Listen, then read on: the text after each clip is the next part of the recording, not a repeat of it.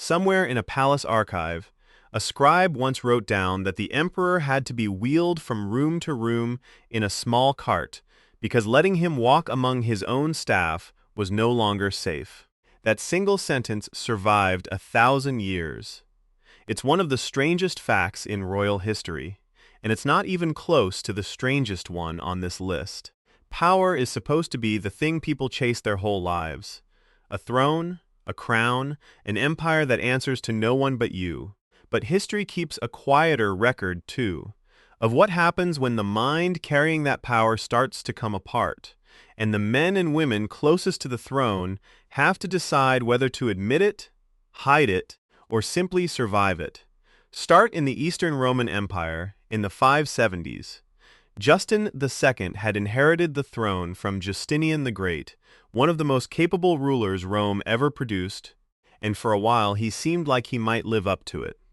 He was sharp, ambitious, determined to rebuild the empire's military after years of strain. Then the pressure caught up with him.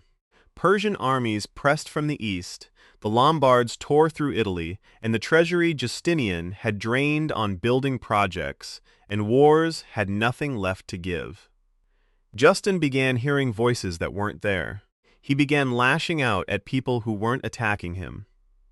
According to the historian John of Ephesus, who was present at court, the emperor's behavior grew so unpredictable and physically dangerous that his own attendants had to restrain him, and eventually move him through the palace in a small cart, just to keep him and everyone around him safe.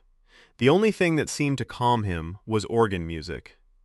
When there was none, servants would run alongside his cart making faces to distract him. Empress Sophia quietly arranged for a general named Tiberius to take over the actual running of the empire, while Justin, in one of his last lucid moments, is said to have told him simply that he himself was nothing now. He died in 578, having spent his final years as a man his own household had learned to manage rather than obey. Move forward 800 years to a forest road outside Le Mans in 1392. 23-year-old Charles VI of France is riding with his men when a barefoot stranger grabs his horse's bridle and screams that the king has been betrayed. The guards pull the man away. The ride continues, but something in Charles has shifted. Hours later, a page drops a lance, the clang of metal on metal, and the king draws his sword and turns on his own men. It takes his companions to bring him down, and when they do, he has no memory of what just happened. It's the opening scene of a 30-year unraveling. Charles became convinced, not metaphorically, that his body was made of glass and that any contact would shatter him. He had iron rods sewn into his clothing to keep himself from breaking. There were stretches where he didn't recognize his own coat of arms, his own wife, his own children, and he'd wander the palace demanding to know who all these strangers were. In his lucid stretches he was horrified by what he'd done, and tried, briefly, to rule responsibly before the fog rolled back in. While he drifted, his brother and his cousin fought for control of France in what amounted to a civil war within his own court. Chaos that opened the door for England's Henry V to win at Agincourt in 1415. Historians still debate how differently the 100 Years' War might have gone with a king capable of holding the country together. Charles reigned, in name, for 42 years. He experienced almost none of them clearly. On the other side of the world, in 1505, a 13-year-old named Zhu Hozhao became Emperor Zhengde of Ming China, inheriting control of the largest empire on earth. What he built with that power was a fake city inside his own palace grounds, complete with mock shops and market stalls.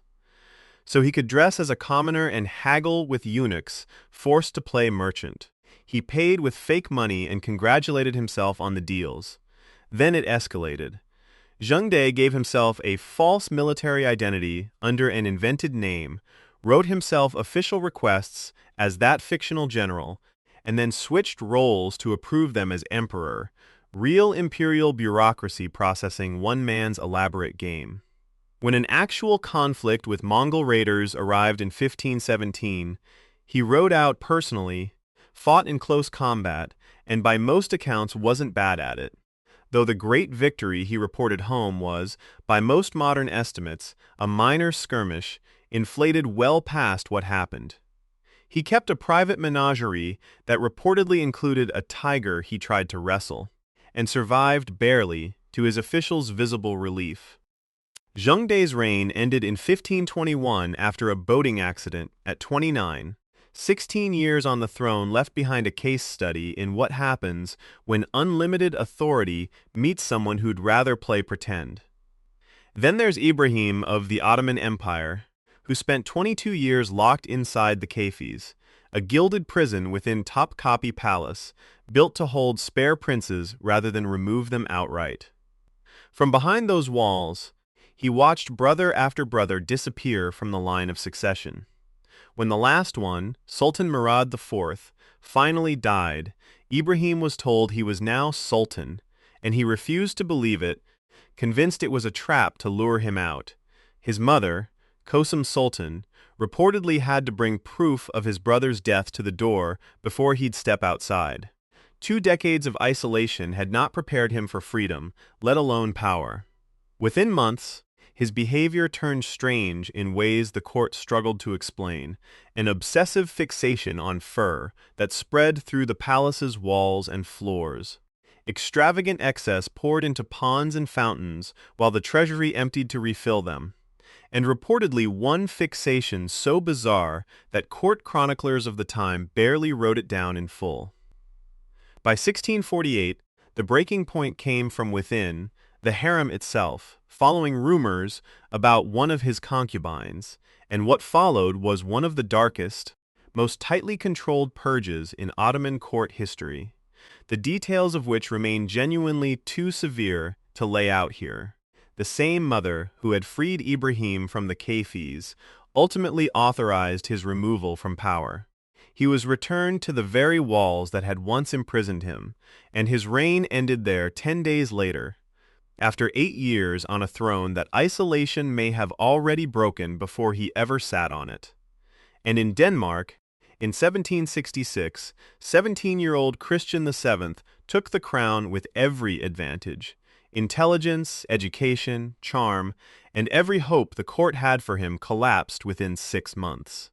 He struck his own head against walls until he was bruised.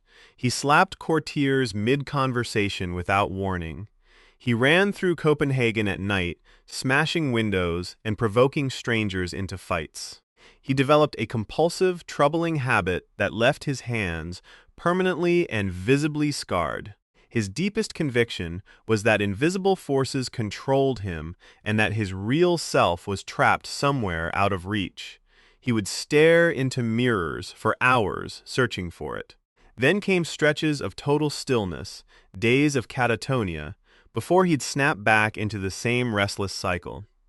A German physician named Johann Struensee was brought in to treat him, quickly realized the king would never truly rule, and instead built the king's trust so completely that Struensee became Denmark's de facto ruler, issuing over 1,000 royal decrees in Christian's name across 16 months, while also beginning a relationship with Queen Caroline Matilda that produced a daughter the king was in no state to question. When the Danish nobility uncovered it, they moved against Struensee in a public reckoning so severe it became one of the era's most notorious punishments, one this video won't detail further. Caroline Matilda was exiled. Christian remained king in name for another 36 years, never recovering, occasionally lashing out. While a rotating cast of regents quietly ran the country, he was never in any state to lead himself. 5 different empires, 5 different centuries, and the same pattern repeating itself each time. A crown that couldn't be removed even after the mind wearing it had already given way, and a court that had to invent quiet, desperate systems just to keep the illusion of order standing. Organ music and distracting servants. Regents ruling through a puppet king. Physicians turned secret rulers. Mothers authorizing the removal of their own sons. Absolute power was never actually the safeguard it promised to be. Sometimes it just meant nobody was left who could say no. So the next time someone tells you they wish they'd been born into royalty, maybe this is the video to show them first. If you want more of history's stranger, quieter stories, the ones that don't usually make it into the textbooks, this channel exists for exactly that. Stick around.